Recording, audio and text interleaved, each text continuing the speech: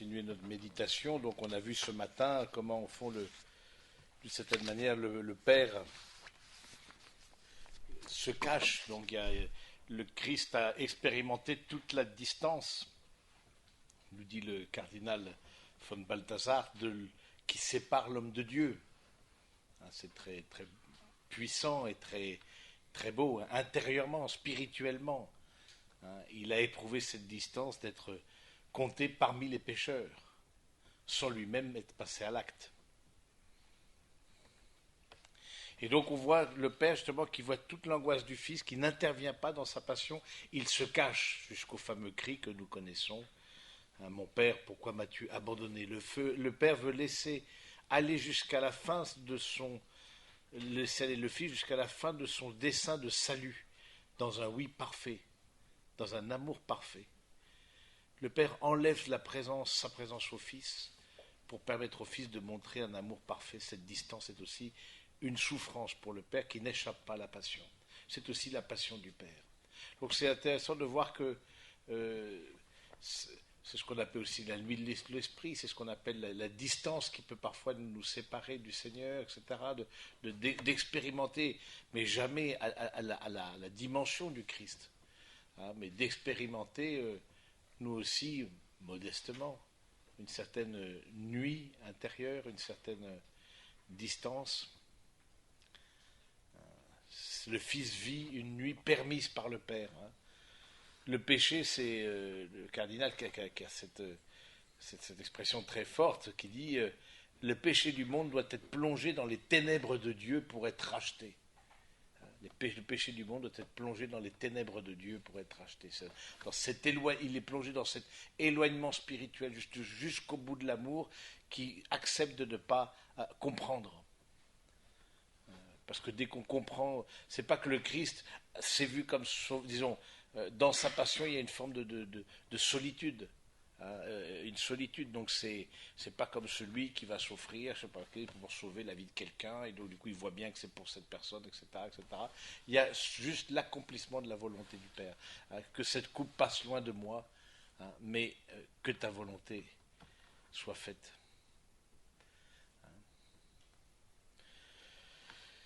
Le Père a retiré la lumière de sa présence à son humanité. Il a retiré la lumière de sa présence à son humanité.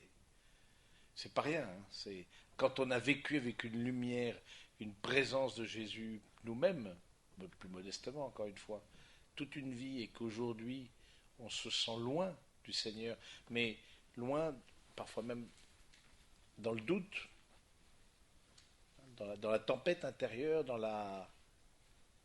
où on expérimente cette nuit intérieure. Nous, au moins, on s'appuie sur le Christ.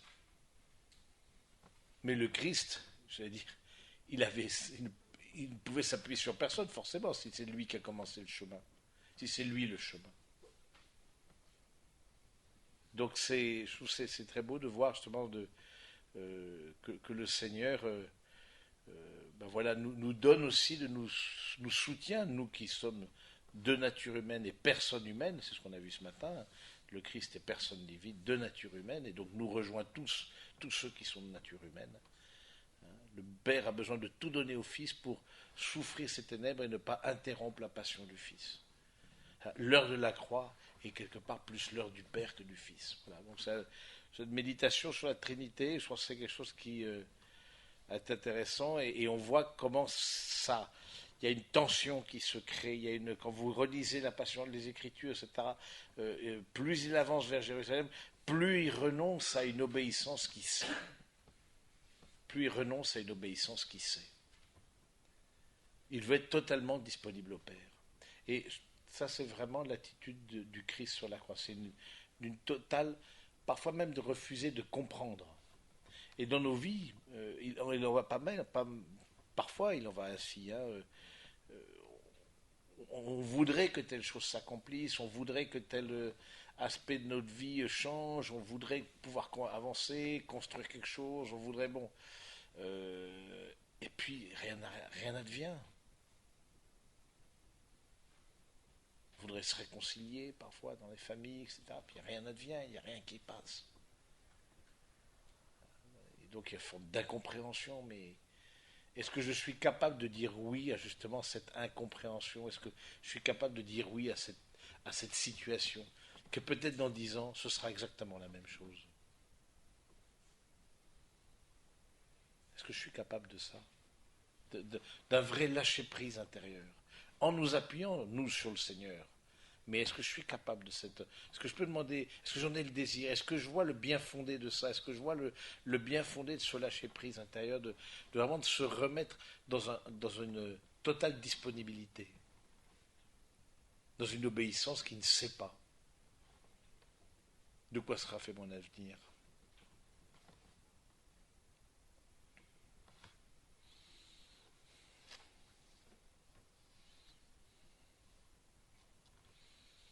Hein, le Christ sur la croix est totalement donné sans aucun appui affectif. Voilà pourquoi c'est la souffrance la plus grande, c'est le renoncement le plus grand. Alors c'est vrai, il y a d'autres personnes, peut-être vous êtes fait la remarque, mais il y a d'autres personnes qui matériellement ont plus souffert que le Christ, c'est vrai. Parce que somme toute, pardon, mais ça a été l'histoire de quelques heures. D'autres, c'est une vie durant. Mais c'est pas là-dessus qu'il faut comprendre, c'est la souffrance du Christ, la souffrance physique, certainement est atteint un degré tel parce que la perfection de son corps fait que sa sensibilité, sa souffrance est accrue, mais c'est surtout la souffrance spirituelle de vivre cette ténèbre.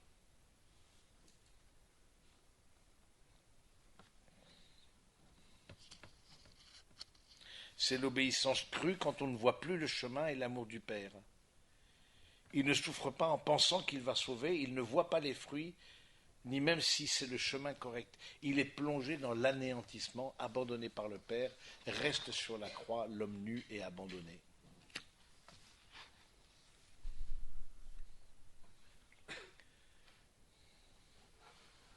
Et accepter ça, c'est, on comprend qu'on dit tout est accompli. Tout est accompli, j'accepte d'aller jusque-là dans cette, ce qu'on appelle la kénose, hein, en grec, d'origine grecque, c'est cet anéantissement. Le Christ a accepté, et encore on balbutie, mais d'aller jusque-là pour nous rejoindre tous et nous sauver tous. Mais comme un fruit, comme un don, comme une résurrection, mais au moment même, il n'y avait vraiment rien de certain. Je veux dire, euh, c'est est-ce que c'est même le bon chemin? Est-ce que c'est la volonté? C'est l'heure du Père. L'heure du Père. On le voit très, très fort dans Saint Jean. Et c'est intéressant de voir que les... Je ne sais pas si vous avez déjà médité sur les personnages de la Passion. Je vous invite à le faire là, pendant cette retraite, à regarder dans votre Bible, vous voyez Saint Luc, etc., ou tous les différents personnages. Et comment chaque personnage de la Passion manifeste quelque chose aussi de notre humanité. Bon, évidemment, Judas, évidemment, Simon de Cyrène, là on a médité sur le chemin de croix, évidemment Marie, tant ceux qui ont persécuté le Christ que comme ceux qui lui ont été un soutien, Joseph d'Arimathie, ceux qui ont fait du bien au Christ. La présence de l'ange aussi, c'est intéressant, je ne sais pas où est-ce que vous en êtes de votre lien avec les anges.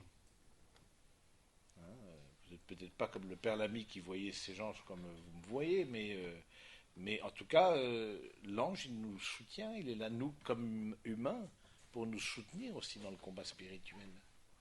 Il y a la présence de l'ange de l'agonie.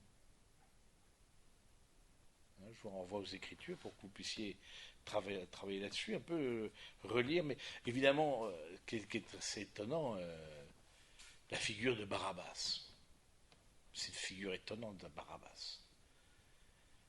Vous savez ce que veut dire Barabbas? Bar, Abba. Bar, c'est fils. Abba, c'est père. Fils du père. C'est le premier à être sauvé par le fils du père. Il s'appelle fils du père. C'est quand même étonnant. Et c'était un brigand.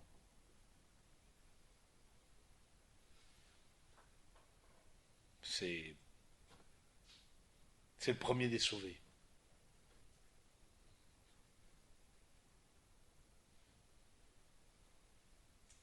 comme si Jésus venait restaurer en nous cette filiation divine. Pas comme si, c'est Jésus vient restaurer en nous la filiation divine, vient rendre possible une filiation. Alors que nous étions loin, lui s'est fait proche.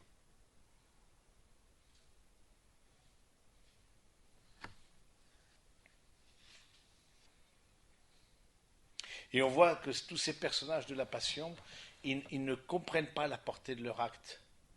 Hein, on voit cette parole de Jésus, pardonne-leur, ils ne savent pas ce qu'ils font. Mais c'est important de voir que Jésus vient sauver des hommes concrets. Ce n'est pas juste le genre humain, mais ceux qui sont en face de lui, à l'instant T. En vérité, je te le dis, aujourd'hui tu seras avec moi en paradis. Voilà. Deuxième sauvé.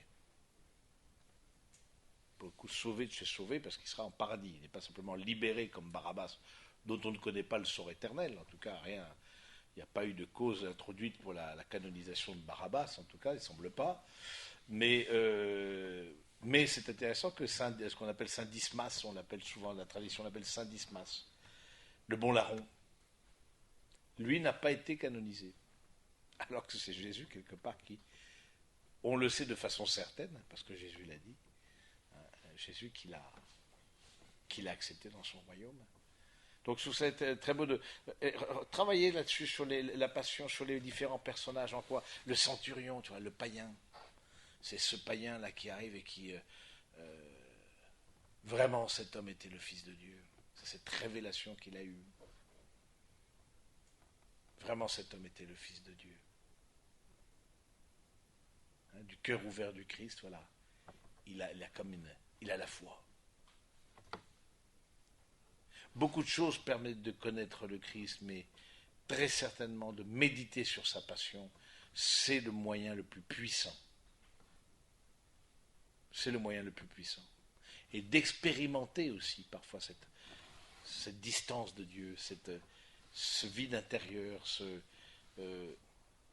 mais non pas comme une désespérance, mais comme chrétien, dans l'espérance, nous savons la résurrection, nous savons, voilà, toute chose que le Christ ne savait pas au moment même.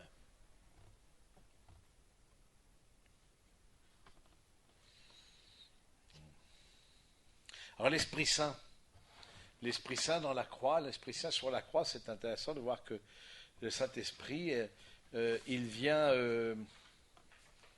il participe de toute la passion. Le Saint-Esprit, vous le savez, c'est l'amour du Père et du Fils. Cet amour personnifié du Père et du Fils.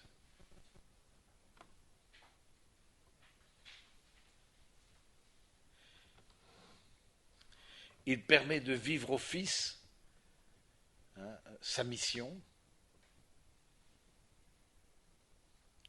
L'Esprit Saint sur la croix est le témoin de l'amour jusqu'au bout. On l'appelle l'Esprit Saint le témoin fidèle. Vous vous rappelez ce passage dans Saint Jean, à l'heure où Jésus passait de ce monde à son Père, il disait à ses disciples, quand viendra le défenseur, que je vous enverrai d'auprès du Père, lui l'Esprit de vérité, qui procède du Père, il rendra témoignage en ma faveur. Qu'est-ce que fait le Saint-Esprit ? Il est témoin. Il est témoin et il nous donne d'être témoins. Et vous aussi, vous rendrez témoignage, vous qui êtes avec moi depuis le commencement, je vous dis tout cela, pour que vous ne risquiez pas de tomber. On vous exclura des synagogues, et même l'heure vient où tous ceux qui vous tueront s'imagineront offrir ainsi un sacrifice à Dieu. Ils le feront parce qu'ils ne connaissent pas le Père ni moi. Voici pourquoi je vous dis tout cela. Quand cette heure sera venue, vous vous souviendrez que je vous l'avais dit. Je ne vous l'ai pas dit dès le commencement parce que j'étais avec vous.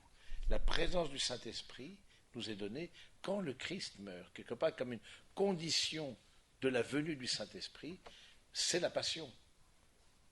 Sans passion, il n'y a pas venue du Saint-Esprit. Et l'Esprit Saint, qui dit Esprit Saint, dit don. L'Esprit Saint, c'est celui qui a été la force qui lui a permis de mener à son terme ce don de lui-même. Et l'Esprit Saint dans notre vie, c'est celui qui nous permet de rentrer dans une logique de don.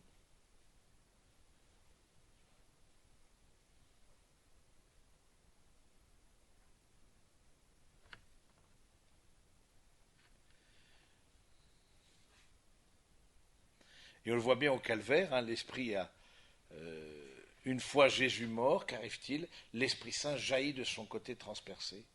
L'un des soldats de sa lance lui perça le côté, et aussitôt il en sortit de l'eau et le sang, et du sang. Jésus avait prophétisé, bien avant qu'elle n'arrive, cette venue de l'Esprit Saint, en la liant à son sacrifice. Si quelqu'un a soif, qu'il vienne à moi et qu'il boive, celui qui croit en moi, selon qu'a écrit l'Écriture, de son sein couleront des fleuves d'eau vive. Et l'évangéliste précise, il dit cela de l'Esprit que devait recevoir ceux qui croiraient en lui, car il n'y avait pas encore d'Esprit, parce que Jésus n'avait pas été encore glorifié. Donc c'est intéressant de voir que l'Esprit Saint est vraiment au cœur de la passion. Il est au cœur de ce que nous-mêmes nous pouvons vivre. Et il parle à notre esprit, ça c'est intéressant, c'est l'Esprit Saint qui parle à notre esprit, c'est-à-dire l'Esprit Saint qui s'adresse, il est capable de nous consoler avec la manière dont on veut être consolé. C'est l'Esprit Saint consolateur. C'est l'Esprit Saint, et c'est là où il y a quelque chose de... Comme c'est difficile de consoler quelqu'un dans la peine, par exemple. Comme c'est difficile. Parce qu'on ne trouve pas les mots, on balbutie, on dit des choses, mais voilà, on voit bien, on n'y arrive pas. Et du coup, c'est vraiment la demande que le Saint-Esprit puisse lui-même venir consoler la personne et de prier pour demander la consolation. Parce que cet esprit vient de la croix. Cet esprit a traversé les ténèbres de Dieu.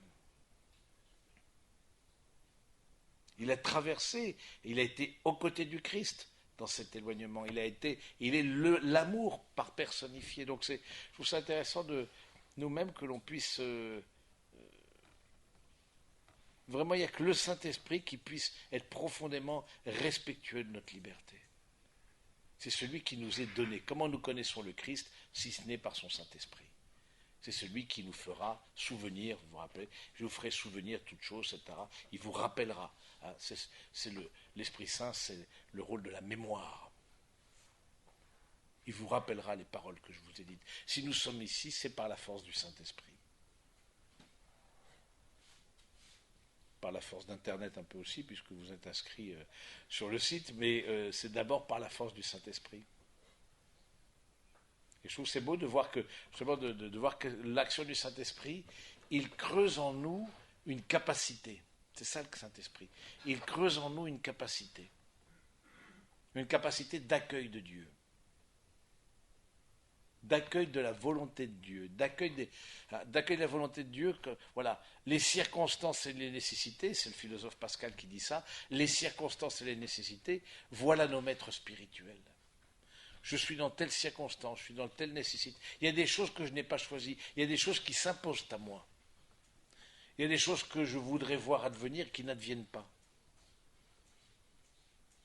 Voilà nos maîtres spirituels. Mais ça, c'est l'Esprit Saint qui nous fait discerner ça. Et l'esprit d'abandon, c'est vraiment, c'est ce que Ignace de Loyola appelle dans les exercices spirituels, hein, la sainte indifférence. La sainte indifférence, il ne faut pas confondre avec l'indifférence. Il ne s'agit pas d'être indifférent parce que les mots sont un peu piégés, mais la sainte indifférence, c'est vraiment l'argile dans les mains du potier. C'est quoi qu'il advienne, Seigneur, c'est oui. Et ça, c'est en contemplant le crucifié. Parce qu'en s'appuyant sur lui, quoi qu'il advienne, Seigneur, c'est oui. En fait, il n'y a qu'un mot à dire, oui, Jésus. Et on voit en nous, on verra demain le combat spirituel, on voit en nous les réticences, on voit en nous des choses qui s'opposent à Dieu, très clairement. Très clairement. Parce qu'on a notre plan, parce qu'on a notre idée du bonheur, parce que c'est tellement humain. Et je trouve que la personne de la Vierge Marie est tellement un soutien pour nous croyants. Le chemin de croix, voilà. Jésus qui rencontre sa mère, on a médité ça, fait mémoire de présence de Marie, Jean évidemment fait mémoire de cette présence de Marie et remet l'esprit, lui transmet l'esprit. Marie qui, qui a vécu sous l'ombre du Saint-Esprit, hein. L'Esprit l'a pris sous son ombre. Mais ce n'est pas simplement au moment de la conception du Christ, mais à tout moment, elle a vécu du Saint-Esprit. Et de voir Marie qui, dans une totale obéissance, dans un total laisser-faire, sainte indifférence, accueille ce qui est l'incompréhensible, alors qu'elle se rappelle les paroles de l'Annonciation. Il sera fils du Très-Haut. Il siégera sur le trône de David son père. Vous pouvez lire l'Annonciation et mettre en parallèle l'Annonciation avec la croix. Forcément, elle ne peut pas ne pas se rappeler de l'Annonciation. C'est son appel. L'Annonciation, c'est la vocation de Marie. C'est le moment de son appel.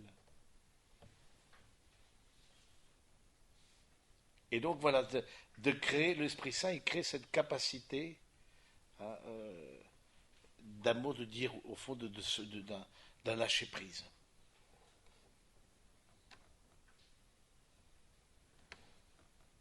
Et c'est uniquement quand tout est consommé que Jésus remet l'esprit.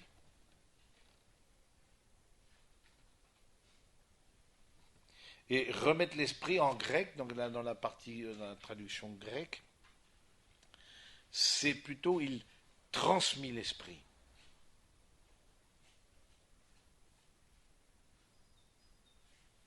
Hein, le verbe grec de remettre, c'est plutôt transmettre, livrer à quelqu'un, hein, et constitue la racine du mot que l'on traduit par tradition.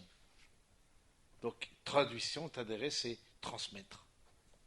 Il remet l'esprit, la première Pentecôte. Mais il a fallu que s'accomplisse toute cette œuvre de Dieu qui est tellement obscure à nos yeux. Et je vais dire, pour nous aussi, il y a quelque chose du Saint-Esprit qui nous est donné dans nos histoires personnelles lorsqu'on accepte justement de traverser l'épreuve.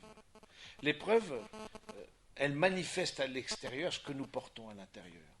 Ça peut être l'épreuve de santé, ça peut être l'épreuve du célibat, ça peut être l'épreuve de la vie matrimoniale aussi, ça peut être l'épreuve professionnelle, etc., que sais-je. Mais elle manifeste à l'extérieur ce que nous portons à l'intérieur. Le lieu de l'épreuve, c'est un peu comme un révélateur. Vous vous rappelez, au temps de la photo argentique, un temps que les moins de 20 ans n'ont pas connu, mais le temps de la photo argentique où on imprimait le négatif sur un papier spécial photo et ensuite on le plongeait dans un premier bain qu'on appelait le révélateur, puis un deuxième bain qu'on appelait le fixateur. Tout ça dans une chambre noire avec une lumière curieuse, etc. C'est très particulier, c'est assez magique de fait. Enfin, l'épreuve, c'est le révélateur. Mais l'épreuve, n'oublions pas, l'épreuve, ça veut dire aussi tentation. C'est qu'il y a, dans la croix du Christ, il y a une véritable tentation. Il y a l'angoisse d'accueillir l'agonie, le combat spirituel. Hein. C'est intéressant de voir que l'ange est présent à deux endroits dans la vie de Jésus, à l'agonie et au désert, quand il est parti, hein, avant de commencer sa vie apostolique. C'est ce qu'on a lu le premier dimanche de Carême. Comme si entre ces deux, il y a entre ces deux événements, le début de la vie apostolique du Christ et puis la remise de l'esprit, voilà, c'est des lieux tellement cruciaux, c'est des lieux de révélation, c'est des lieux de tentation aussi. C'est des lieux de grâce, donc c'est aussi, quelque part, connaître quelque chose de Dieu, c'est aussi une tentation. Il y a aussi d'un orgueil, par exemple. Quelque part, ça nous est tellement... oui, ça nous est tellement... parfois, il y a un combat de connaître quelque chose de Dieu. Ça nous engage. Et donc, ça peut être aussi une tentation hein, des savants de Dieu, etc. Donc...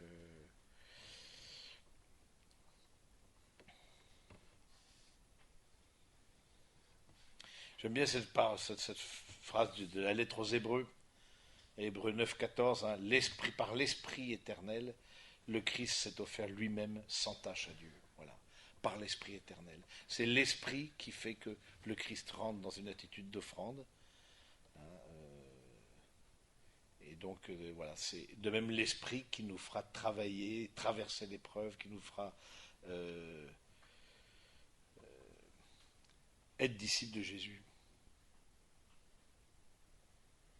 Et puissions-nous demander dans cette retraite vraiment ce profond abandon,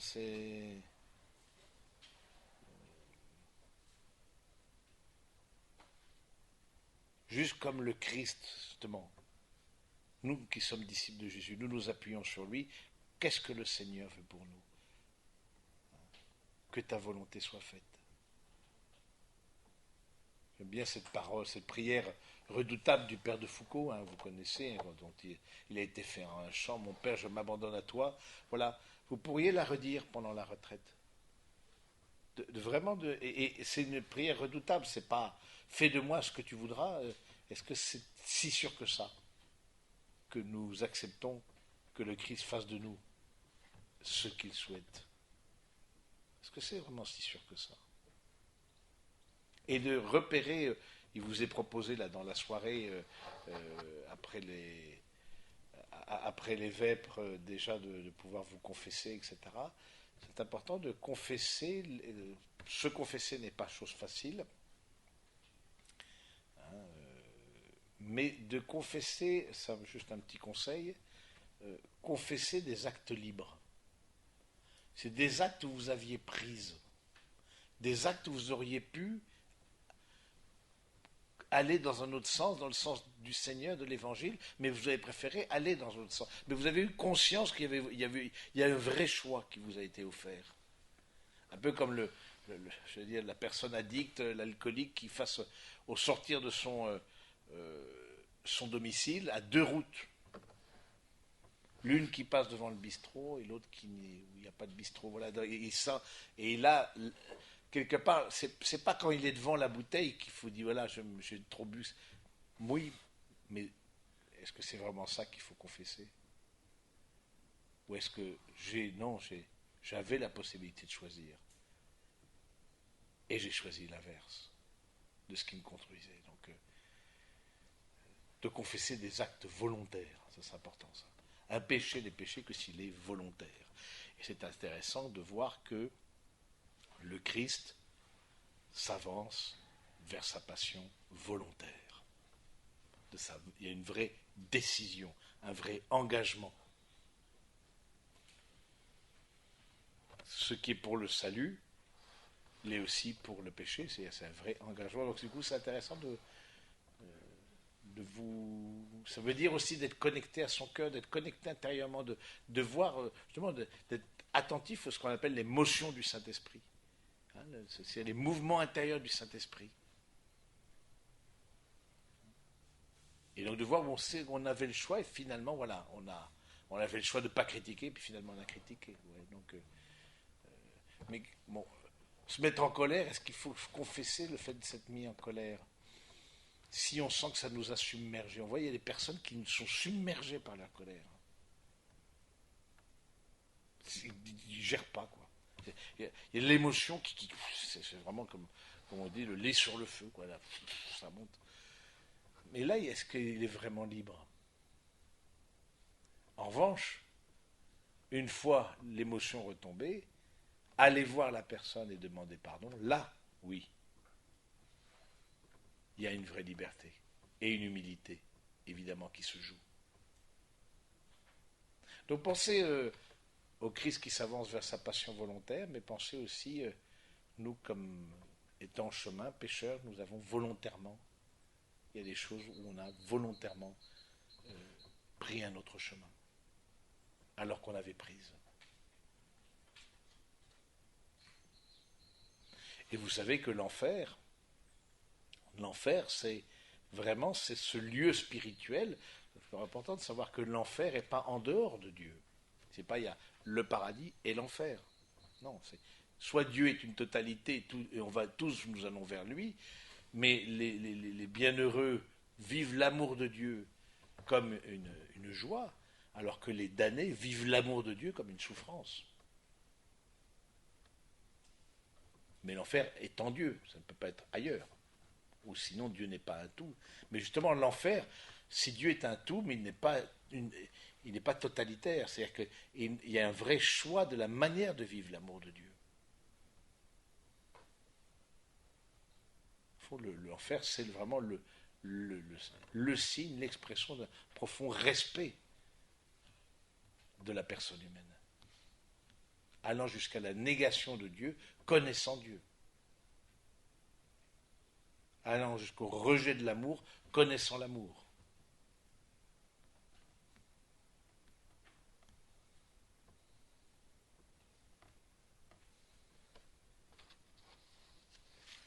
Donc l'Écriture est très claire, hein, à ce sujet. À l'instant de mourir, Jésus livre l'esprit aux croyants qui sont au pied de la croix, Marie et Jean, il se remet, il livre l'esprit, il redonne il leur transmet l'esprit.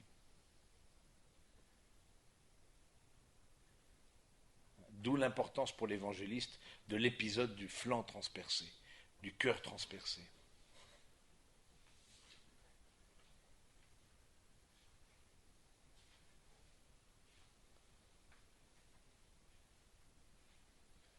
C'est après le cœur transpercé, voilà. Il y a cette effusion du Saint-Esprit, l'amour en personne, l'Esprit a recueilli le poids de charité contenu dans la croix, afin de nous le livrer pour la médiation de Jésus. Voilà. L'Esprit qui nous donne de contempler.